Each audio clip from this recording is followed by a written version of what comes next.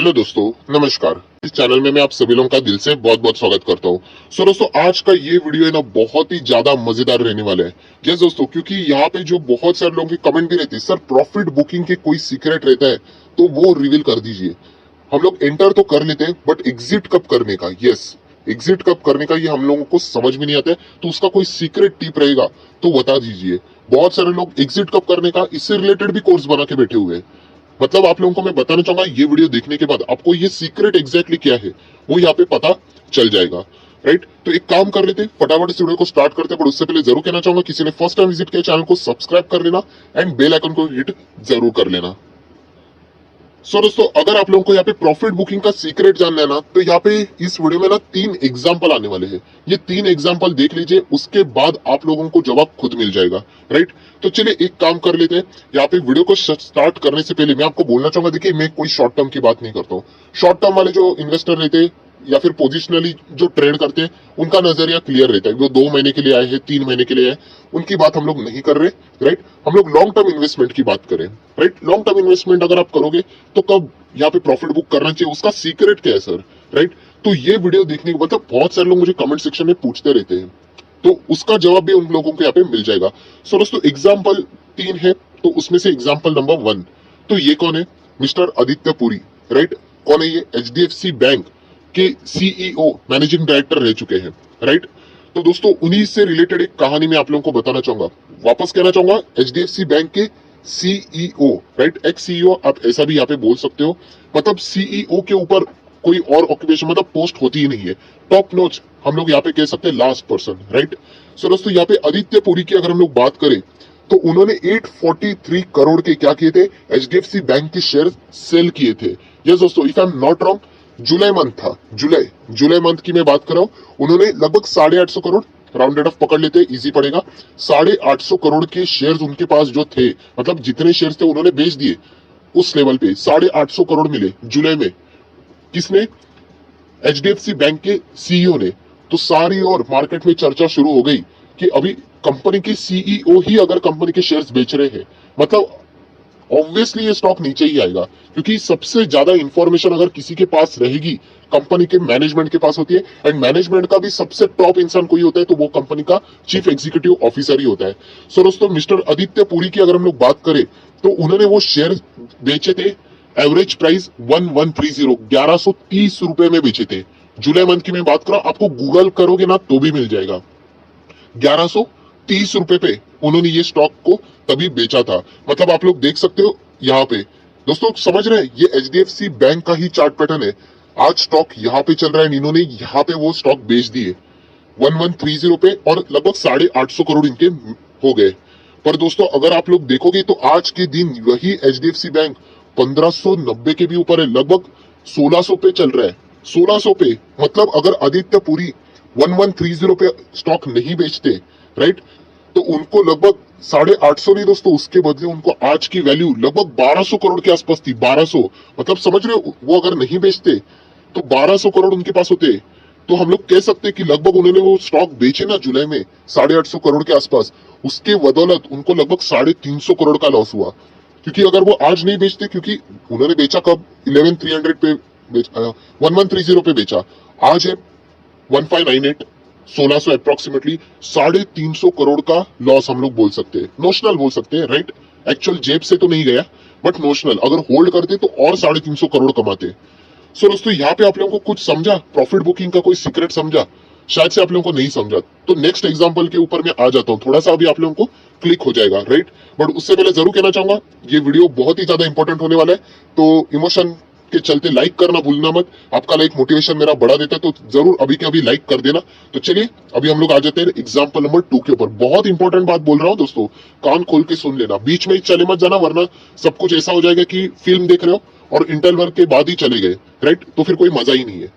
सो दोस्तों, live mint आप सब लोग पता है न्यूज़पेपर है, तो वहां पे भी और एक न्यूज है, आप देख सकते हैं, mister Vaidyanathan sell the shares in IDFC first bank as the market slump. ये भी पुरानी न्यूज है, जब मार्केट क्रैश हो रहा था तभी उन्होंने ये शेयर्स बेचे।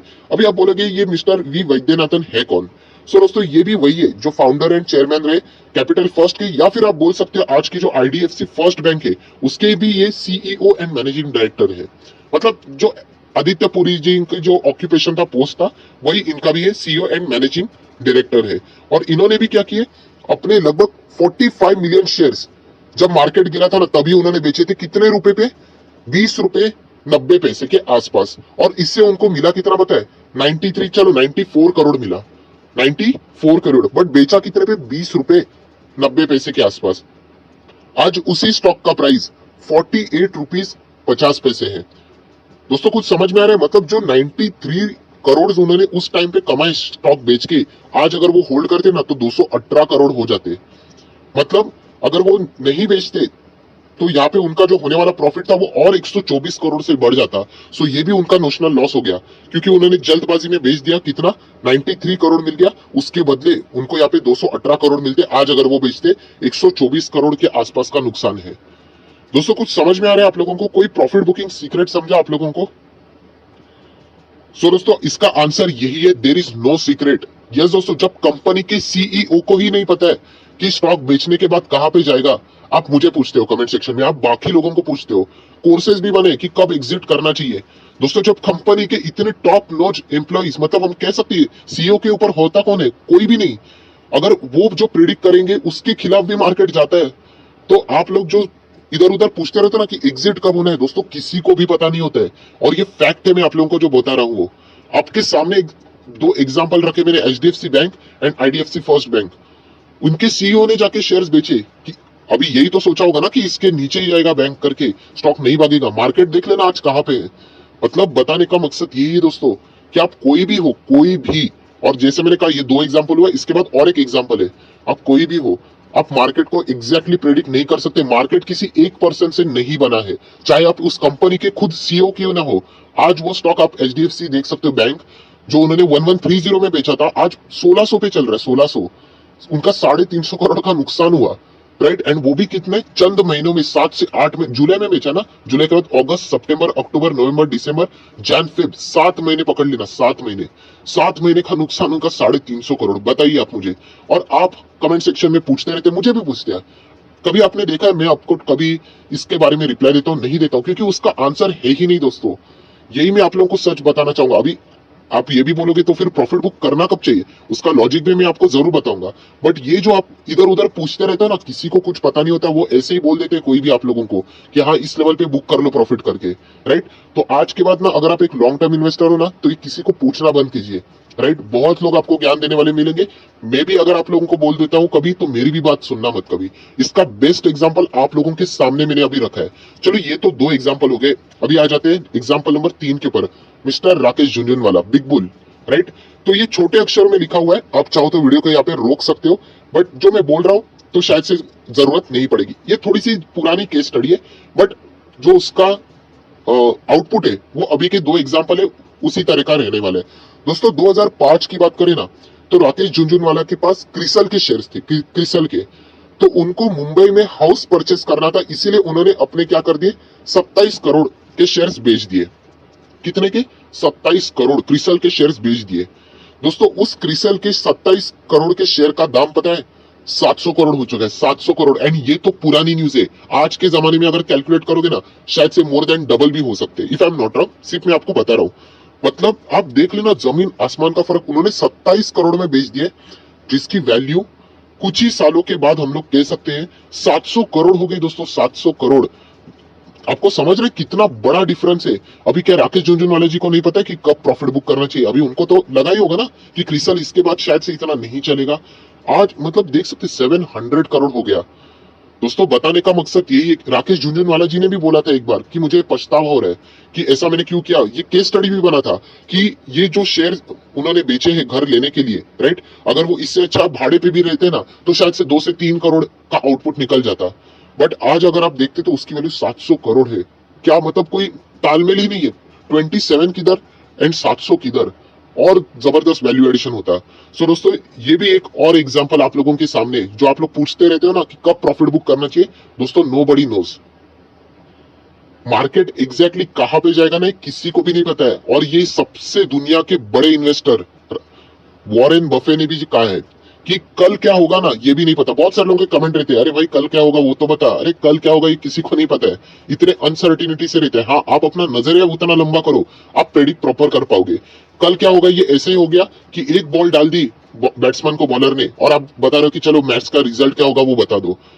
मतलब कुछ भी। यही मैं आप लोगों को बोलना चाहूंगा कि आप इतने जल्दी डिसीजन लोगे तो आप लोग गलत ही जाओगे। सर हम लोगों ने प्रॉफिट बुक करने कैसे चाहिए, तो दोस्तों इससे रिलेटेड मैंने एक बार एक वीडियो बनाया था एंड उसमें मैंने स्ट्रेटेजी बताई थी कि अगर आप इन्वेस्टमेंट करते हो ना तो आप लोगों का कुछ टारगेट होना चाहिए, कुछ तो टारगेट होना चाहिए कि आपको चॉकलेट चाहिए, 10 रुपए का चॉकलेट चाहिए, 100 रुपए का चाहिए, राइट। आपको एक मोबाइल फोन खरीदना है, आपको गाड़ी खरीदना है, आपको बंगला खरीदना है, अरे कुछ तो टारगेट होगा। ऐसा तो नहीं होना चाहिए कि सिर्फ पैसा लगाया जो होगा देखा जाएगा, राइट। उसमें कोई मजा नहीं है, राइट। डायरेक्शन लेस रहोगे तो फिर आपको ही समझ में नहीं आएगा।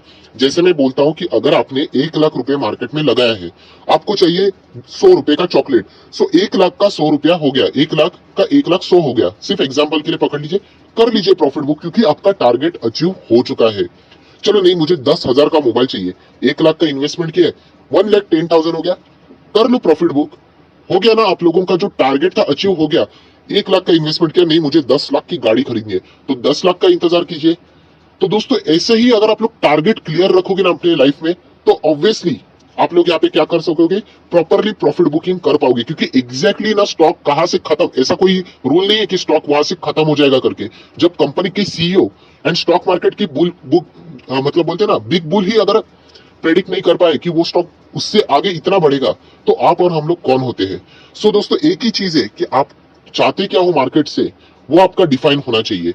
अभी मजेदार एग्जांपल बताना चाहूंगा। बहुत सारे लोग बोलते हैं सर मुझे 10 लाख की गाड़ी खरीदनी है, 1 लाख इन्वेस्ट किया, सर थैंक यू आपकी वजह से, बहुत अच्छा नॉलेज की वजह से आज 1 लाख मेरा 2 लाख हो गया, क्या मैं प्रॉफिट बुक करूं।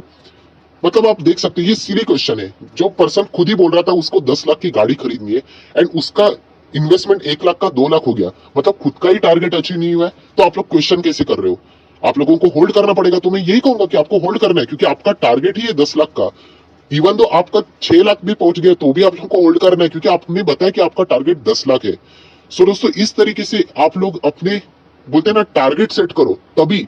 अगर आप विदाउट टारगेट चलोगे ना तो फिर आपको समझ में ही नहीं आएगा कि क्या करना है, क्योंकि एक लेवल तो रहेगा कि वहां पे प्रॉफिट बुक करना है। अभी मैं अपनी पर्सनल थोड़ी सी बात बोल दूं, जैसे कि टाटा के कुछ शेयर्स है मेरे पास, राइट। डिस्क्लेमर देना चाहूंगा, कोई रिकमेंडेशन नहीं दे रहा हूं। तो टाटा के शेयर आप देख सकते हो, बायबैक बीच में आया था, मैं क्या बोलता हूँ, नहीं बेचूंगा। क्यों? क्योंकि मेरा विजन क्लियर है कि ये ऐसे शेयर है जो कि मैं अपने बोलते ना फैमिली मेंबर जो आगे भी आने वाले हैं उनको भी मैं पास ऑन करने के लिए तैयार हूं। इतने बढ़िया शेयर है, तो मुझे कोई कंफ्यूजन नहीं रहता है। कल टीसीएस हो, कोई भी हो, टाटा का कोई भी शेयर हो, बायबैक लेके आ जाए, मैं दूंगा ही नहीं। आप मेरे वीडियोस जाके दूसरे चैनल के ऊपर देख लेना, मैं पहले ही बोल देता हूँ नहीं दूंगा, क्योंकि वो स्टॉक मुझे पसंद है, क्लियरिटी है। कुछ स्टॉक ऐसे जहां पे मैंने डिसाइड किया यस ये XYZ की गाड़ी में खरीद लूंगा, उसके लिए मुझे इतना इतना पैसा चाहिए, जैसे ही स्टॉक उस लेवल तक जाएगा मैं प्रॉफिट बुक कर लूंगा, क्योंकि वो मेरा टारगेट था, राइट। सो दोस्तों इस तरीके से मार्केट में काम किया जाता है। और याद रखना, अगर आपका टारगेट जैसे मैं बताया कि 1 लाख से 10 लाख कमाना है, एक स्टॉक में आप लोगों ने एंटर की है, राइट। 1 लाख का 2 लाख हो गया, आप लोग होल्ड करें एंड बीच में उस स्टॉक में अगर कुछ गड़बड़ी हो गई तो एग्जिट करने का होता है, राइट। स्टॉक अच्छा कर रहा है, सब कुछ बढ़िया चल रहा है, फिर भी एग्जिट करना होता है कुछ लोगों को। ऐसी कोई बात नहीं होती। दोस्तों आज मार्केट 50 पे, कल 60 पे भी जाएगा, 70 पे भी जाएगा, 80 पे भी जाएगा, तो वो स्टॉक भी बढ़ने वाला है। अनटिल एंड अनलेस वो स्टॉक में कोई आपको गड़बड़ी नजर नहीं आती है, इंटरनल इशू नजर नहीं आता है, तब तक होल्ड करो। जब तक आपका टारगेट अचीव नहीं होता तब तक होल्ड करो। बीच में कुछ गड़बड़ी आ गई तो एग्जिट कर लो। कितना सिंपल है मार्केट। बट प्रॉब्लम क्या होता है, हम लोगों को टारगेट ही नहीं पता है, बस छोड़ दिया है मार्केट में। ऐसे स्टॉक आप पेन और पेपर लिख के आंसर लिख के बताओ, मैं बताता हूँ 90% लोग नहीं लिख पाएंगे, उनको पता ही नहीं, बस पैसा डाल के छोड़ दिया, जो होगा देखा जाएगा। ऐसा नहीं चलता है मार्केट में, राइट। तो ये बात आप लोगों को सीखनी पड़ेगी और कोई नहीं सिखा सकता, आपको खुद को ये करना पड़ेगा, राइट दोस्तों। तो अभी आप मुझे ये भी पूछोगे सर आपके भी कुछ टारगेट रहेंगे, तो मैं इससे पहले भी वीडियो में बता चुका हूं दोस्तों। मेरा फंडा बहुत ही सिंपल है। देखिए जो चीज में अपने लाइफ में पैसा सेव करके नहीं कमा सकता, मतलब खरीद सकता, राइट, कमा सकता, या फिर मेरी इनकम से मैं कमा नहीं सकता, इसके लिए मैं स्टॉक मार्केट में इन्वेस्टमेंट करने आया हूँ और इसलिए मैं होल्ड करता हूँ, राइट। एक मोबाइल फोन ना मैं सेविंग से भी मतलब बोलते हैं ना खरीद सकता हूँ, एक आम आदमी की मैं बात कर रहा हूँ, राइट। एक XYZ चीज मुझे खरीदनी है ना, मुझे पता है कि यार ये तो मेरा इनकम में 3-4 महीना सेव करूंगा ना तो हो जाएगा, तो इसके लिए मुझे मार्केट में आने की जरूरत नहीं है। तो मेरा विजन क्यों है मार्केट में आने का, मेरा टारगेट क्या है कि ऐसी चीज जो मुझे पता है कि मैं सेव करके नहीं कमा सकता, नहीं खरीद सकता, तो उसके लिए मुझे मार्केट में उतरना पड़ रहा है और इसके लिए मुझे इन्वेस्ट करना पड़ रहा है और इसके लिए मुझे होल्ड करना पड़ेगा, तभी जाके मेरे सपने पूरे हो सकते हैं। और ये प्रैक्टिकल आंसर है दोस्तों। एंड ये भी कहना चाहूंगा, ये कोई मैं आपको अननेसेसरी मोटिवेट नहीं कर रहा हूँ, क्योंकि ये जो लॉन्ग पीरियड का जो जर्नी होता है ना, उसमें रिस्क भी बहुत होती है। गारंटी नहीं है कि हर वक्त आप लोग सही जाओगे करके। ऐसे बहुत सारे स्टॉक हो चुके हैं जिन्होंने सडनली झटके दिए हैं। तो उतना रिस्क टेकिंग एबिलिटी भी होना चाहिए। सुनने के लिए, बोलने के लिए बहुत अच्छा लगेगा, बट ये प्रैक्टिकली झेलना हर किसी के बस की बात नहीं है। सो दोस्तों, यही कहना चाहूंगा कि प्रॉफिट बुकिंग से रिलेटेड आज के बाद किसी को पूछना मत। उनको यही बोल देना, जब कंपनी के इतने बड़े सीईओ एंड राकेश झुनझुनवाला जी ये एग्जैक्टली नहीं प्रेडिक्ट कर पाए, तो आप और मैं कौन होते हैं। सो यही बात फिक्स होनी चाहिए दोस्तों। जब आपके टारगेट दिमाग में क्लियर होंगे ना, तब आप लोगों को डर नहीं लगेगा कि आपको कब तक रुकना है, कब तक जाना नहीं है, राइट। एंड जब तक कंपनी अच्छी कर रही है, कंपनी के रिजल्ट क्यों आते हैं, बोलते हैं ना, 4 क्वार्टर में रिजल्ट क्यों डिवाइड करते हैं, एक ही बार दिखा देते हैं। वो इसीलिए दिखाते हैं कि आप लोगों ने देखना है कि आपने जो लंबी अवधि के लिए जो स्टॉक चुने हैं, क्या वो अच्छा कर रहे हैं कि नहीं कर रहे, राइट। इसीलिए तो ये 4-4 बार रिजल्ट आते हैं।